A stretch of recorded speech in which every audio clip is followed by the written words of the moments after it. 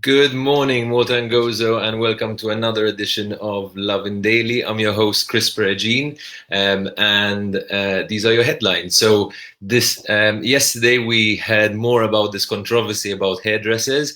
We'll talk a bit about that. We'll also give an update on the number of cases. Some very good news for Gozo in terms of the COVID numbers.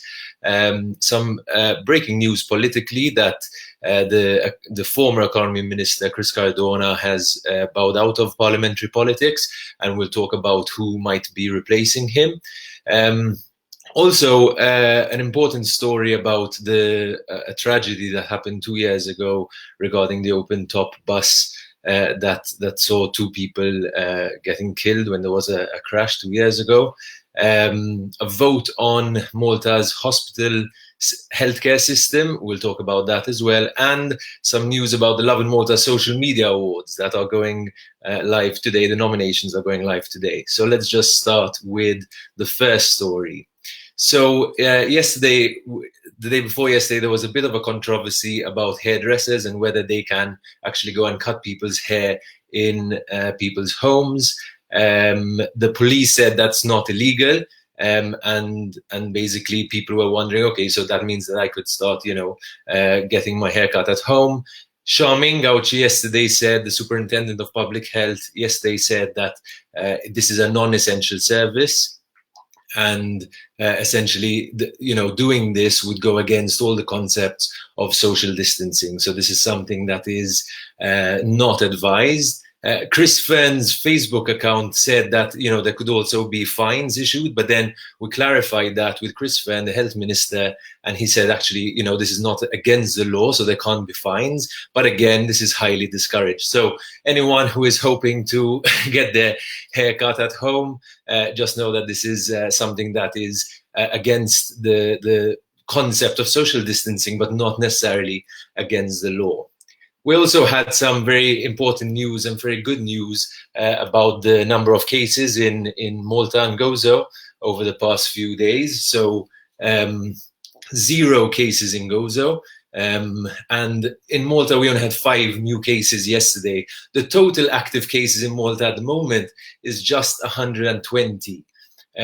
So we also had some good news about Malta being among the best in terms of the recovery. So Malta could be one of the best countries in terms of fighting back once the recovery starts. So there was a German ratings agency called Scopes Ratings that ranked Malta the 5th in the world, 5th best in the world to fight back in terms of its GDP, its surplus, its borrowing, things like that.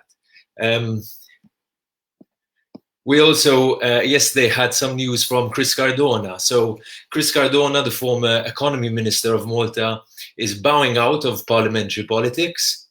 He's going to continue being the deputy leader of the Labour Party, but he's no longer going to be in Parliament. He's moving on.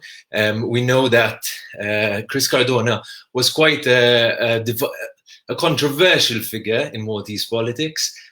He's someone who was very successful in terms of being an economy minister, but he was also a character who attracted a lot of criticism. So, for example, with Daphne Caruana Galizia, she had reported stories about him being at a German brothel. We still don't know whether that's ever going to materialize, whether we know whether the outcome of that case will ever be known. He always denied it, but we've got to wait and see if anything will materialize from that.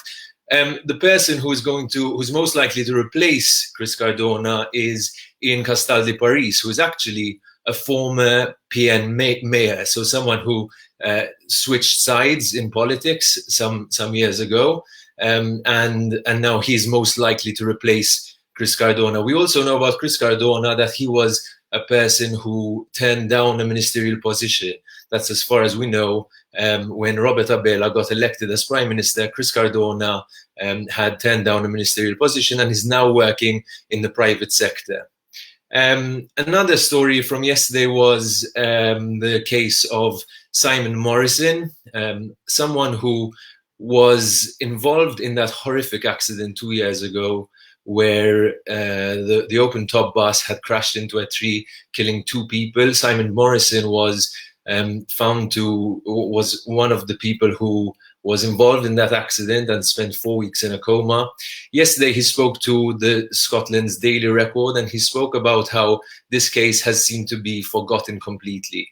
The driver is yet to be charged. There's been no communication from the government or from Transport Malta or from the company involved. And just a reminder about this case from someone who lived it and feels that the victims should have got compensation.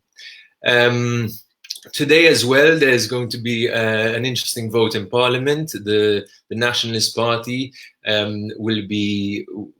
is putting forward a vote to try and remove the concession of Stewart's healthcare in terms of Malta's 3 hospitals. So we're going to be seeing whether anything develops over there. Interestingly, Franco De Bono, a former Nationalist MP, had something to say yesterday about the case, because the Nationalist Party is urging government MPs to vote with the nationalist motion against the Stewart healthcare deal, which is a controversial deal that had moved from Vitals Healthcare when there was when it became clear that things weren't going according to plan. The Nationalist Party is asking government MPs to vote with the Nationalist Party, and Franco De Bono saw the irony in that and said it was nice to see the Nationalist Party realizing that it's quite okay for a government MP to vote against its party in the national interest of Malta. As we know, Franco De Bono is someone who had done that a number of times and was criticized heavily by his own party for it. So that brings us to the end of the headlines. Just a couple of other notes. Today, Lovin Malta's social media awards go live in terms of the nominations. So the nominations will be out and people can start to vote. Watch this space at about 11 or 12 this morning. We also have an interview with the President of Malta, Dr. George Vella, at 11 a.m. So soon after this show, we'll have an interview on COVID calls with the President of Malta. Yesterday on COVID calls, we also had Ira Losco and Howard Keith and Mark Weingart talking about the Malta Together concert that's happening this weekend. And they also spoke about the Eurovision being cancelled, about Destiny hopefully being our Eurovision representative next year, and some gossip about whether X Factor is going to happen this year or not. So check out lovinmalta.com for all the top stories, and have a day full of loving.